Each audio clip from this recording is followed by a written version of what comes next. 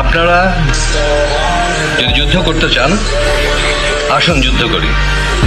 আপনারা 1000, 2000, 3000 লোক নিয়ে আর এই কটা অস্ত্র নিয়ে আমাদের সাথে যদি যুদ্ধ করতে চান আধা ঘন্টাও টিকতে পারবেন না। আমরা সেনাবাহিনী, পুলিশ, আনসার, বিজিবি মিলে আমরা যারা আছি তাদের সাথে আপনারা 30 মিনিট যুদ্ধ করেন। আসেন, বলেন, আমরা জায়গা ঠিক করি। আপনারা পাহাড়ে পাহাড়ে লুকিয়ে থাকবেন, মানুষের বাড়িতে বাড়িতে যে অত্যাচার করে খাবার খাবেন, রাতের বেলায় এক পাহাড় থেকে আরেক পাহাড়ে পালিয়ে থাকবেন, আর তারপর দূর থেকে আমাদেরকে গুলি করে আহত করবেন। এটা কোনো যুদ্ধ হলো না,